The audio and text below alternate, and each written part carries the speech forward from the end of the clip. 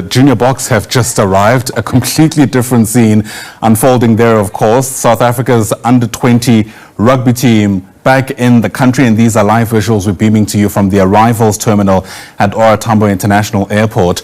This team has beat New Zealand, 6-time champions in Italy, and that took place at the weekend. The Junior Boks, because of that victory, have managed now to break a 13-year drought, winning their World Rugby U20 Championship for the first time since back in 2012. It's yet another historic moment for rugby in South Africa. The overriding sentiment, of course, as we take in these live visuals, is the future of rugby in the country is certainly in good hands. Part of our team at OR Tambo International Airport is Simon Berg, who joins us now live. And Simon, the moment has arrived. Absolutely. Here is the team, the world champions. They have just touched South African soil. They've just walked through the threshold from the airport, from the customs area into the arrivals terminal. This is the team. They're brandishing the trophy. As you can see, the captain, Riley Norton, he's leading the way. The big lock forward from Paul Roos. We'll see if we can try and get a word with him. But this is the team that's achieved on the world stage. Quite incredible. Hi. How are you? Thank you so much. Thank you. Yeah, no, it's unbelievable. No, just flipping pride and emotion. To have this as South Africans is just unbelievable. That's what makes our country tick. And to play for South Africa rugby, it just makes everything worth it. The hard work, the graft. So to come and bring some success and some happiness and some smiles to people means a lot to us as a team and management and coaches. So we can't thank the people enough for coming out today and supporting us. You followed in the steps of Sia Kolisi, who came through that very door, brandishing the World Cup. You have a World Cup trophy as well. Yes, of course. We take a lot of inspiration from the Springboks. That's where we want to be like them. So for them to do what they did, it's just unbelievable, and hopefully we can carry on being successful here. But if they carry on doing what they're doing, I'm telling you now, they're going to inspire a lot of us to pursue rugby and to try and make our country proud. And so you put your name down in the rugby column, not the cricket column. Yeah, no, I think I'm with the rugby. Rugby is just unbelievable. It's cricket, I owe it a lot, but there's nothing like rugby in this country. It can bring people together, so I'm really grateful to be able to play this sport. Congratulations. Enjoy. Enjoy. That was the captain, Riley Norton. Now, there was some debate with him because he's also equally as good at cricket as he is in rugby. But we've just got an exclusive there. He said he is banking himself in the rugby stakes. I mean, he's won a World Cup with the rugby, so he has to, doesn't he? It makes sense. And when we know what it means to South Africans, this is it. It's about winning World Cups. South Africa, the Springboks have done it 4 times. The under-20s now, this is their 2nd time. As the management comes through, here's the coach, Kevin Foot. Let me see if I can get a word. Kevin, can you... Congratulations, coach, you're world champion. Thank you very much. Yeah, awesome to be here, and thanks so much to everyone for coming out and supporting us. It's great. Thank you. You lit that tournament alight. You blazed the trail. Everybody in your path. It looked easy. Tell us, how was it? No, it was not easy. It was hot, but we were really well prepared going into the tournament, and I thought that the heat actually favoured us because as South Africans, we're tough, so the tougher it got, I thought the better we played. So just really, really proud of the guys. It was a great effort. And this team's testament to the strength and depth in South African schoolboy rugby. 100%. If it went for the schoolboy rugby, the unions, even the clubs who are bringing these guys through, we wouldn't be where we are. So we're just so grateful for all the staff, all the players, all the teachers, everyone. It just shows the depth in our country, and we're grateful for that. Coach, congratulations. Thank you, guys. That was Coach Kevin Foot. He has just coached a successful team to a World Cup title. I can see now we are going to go through to the press area, so we should go there now. Let's. The team is also enjoying the accolades from the supporters, so let's have a look at that.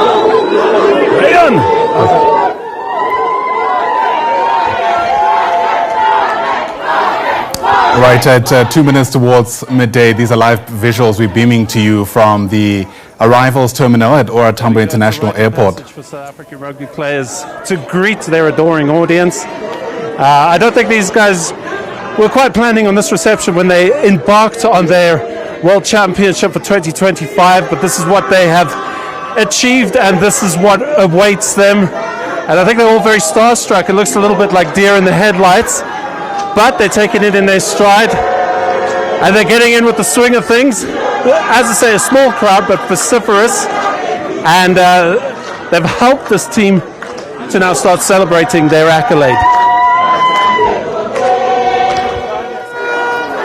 Absolutely, Ayanda, they absolutely are. And I'm just going to grab the SA Rugby president, Mark Alexander, for a quick word.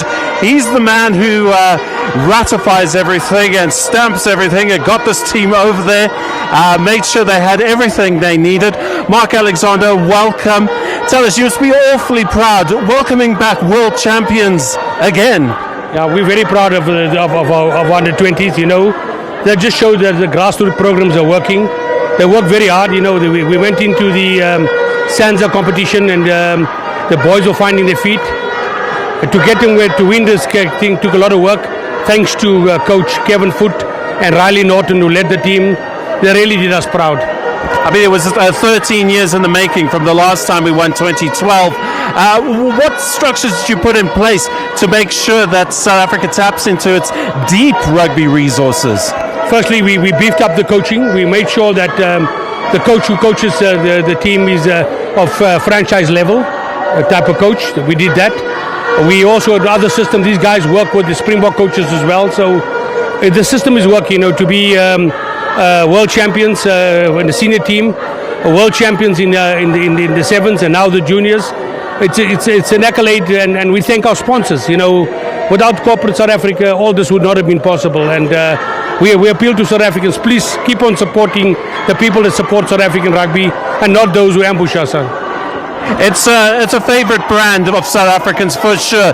A success story from, I think, about 2016 when SA Rugby was in the doldrums, but now he's starting to get the balance sheet right and it's going into the black. Yeah, that's for sure. You know, when we were down in 2016, were real dark days. We put systems in place and we're now reaping the benefit of those systems. And we thank the South Africans who stand behind the team. These players draw a lot of inspiration from the support they get back home, and we thank all the South African supporters, the 60 million odd South Africans, for supporting our boys. Mark Alexander, thank you very much. Awfully proud. That's the SA Rugby president saying that they put in place a plan, and it was a plan of uniformity, where all the national sports teams under SA Rugby started playing to the same, so they started singing from the same song sheets. And we can hear that from Rassie Erasmus, because he said in a press conference during the week in Mbombela that the Junior Springboks were playing the exact same game plan as the Springboks were. And that showed on the field. It's a winning mentality, a winning culture. Let's take you to see some of these fans. As you can see, they've shown up. They come out, they're excited to see the next crop of Springboks. Let's have a word with some of them. Ma'am, tell us, you got the South African flag and you're excited. How are you feeling? Happy. Very happy. There we go, short and sweet. Let's see who else we can talk to. Ma'am, they want to dance, they don't want to talk. It's a very good reception that these youngsters, these under-20s are going to get. And as I say, it's testament to a program that is put in place structures that have been followed to the letter. And as Mark Alexander said, now we have world champions at the senior level, at the under-20 level, at the sevens level. What's next? We need to get our women's Springboks up to par. They need to be emulating what the men are doing. They need the resources. They've got the coaching in place. SA Rugby has woken up. They have taken the cue from the rest of the world, and they're getting their women's team in place. And of course, they go off to the World Cup in August to compete, and they're getting more competitive. Yes, they suffered defeats to Canada, but they now going to have a mini-series against the Lady All Blacks, the Ferns, and we're going to see how much they've progressed. But it's all part of the machinery of SA Rugby to try and get our national teams competitive and being the world leaders. South Africa does play the sport of rugby rather well, and we are now the leaders, and everybody else is following in our wake. And this is the scene from OR Tambo. The team arrival is imminent. I heard that they were just in baggage claim. I just want to see the boards here. They were on a flight from Turkey. Ironically, another flight landed, and it was Orlando Pirates coming back from their summer camp. And they came back, and everyone was a little bit stunned. There was some stunned silence, like, oh gosh, there's Orlando Pirates just walking into the terminal. Orlando Pirates as well just walked through, kind of quiet. Then the supporters caught wind of this, and they started welcoming home Orlando Pirates. But everyone here for the Junior Springboks. So we're going to keep a vigil. We're going to keep waiting. When they come, you got to come back to us, Ayanda. They came, they conquered, and this morning, they returned to the thunderous roars of a nation bursting with pride. The Junior Springboks touched down in South Africa after their stunning victory in Italy, and honestly, the airport looked more like a stadium than an arrival terminal. Flags were waving, songs were blasting, and grown men were shedding a tear or two, and no, we're not judging.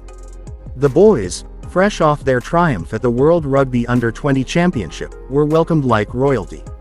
And rightfully so. After breaking a 13-year drought and toppling the mighty New Zealand in the final, these young warriors didn't just bring back a trophy, they brought back hope, pride, and a whole lot of G's.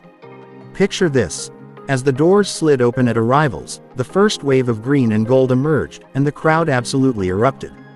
People were on shoulders, vuvuzelas blaring, chants of Bokke, Bokke, Bokke, echoing through the halls. You'd think the Springboks had just won the Senior World Cup again.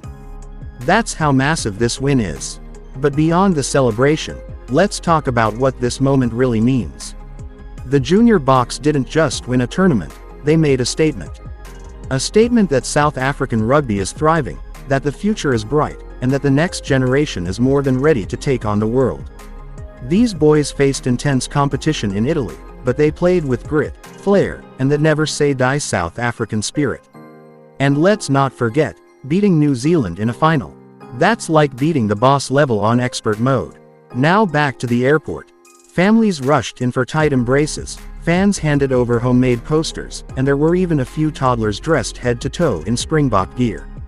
Honestly, it felt like a national holiday. And you better believe the players felt the love. They may have left as underdogs, but they returned as legends in the making.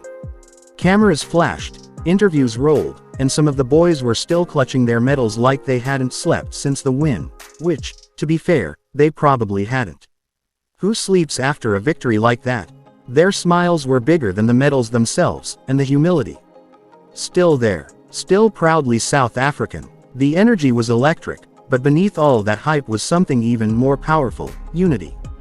For a moment, everyone forgot about their worries, their politics, their differences. For a moment, it was just South Africans being South Africans, loud, proud, passionate, and united behind a bunch of fearless teenagers who went overseas and brought glory home. So, what's next for these young legends? Well, they've just stamped their names into the history books, but their journeys are far from over. Some will climb into senior provincial squads, others will get fast-tracked into the national system. But today is for soaking it all in, posing for selfies with supporters, and maybe, just maybe, catching a nap after the wildest week of their lives. One thing's for sure though, this morning's welcome was more than just a celebration. It was a reminder that South African rugby is in good hands. Scratch that, in golden hands. And if this is the future, then bring it on. The world isn't ready for what's coming next. Welcome home, Junior Springboks. You didn't just make history. You made us believe again.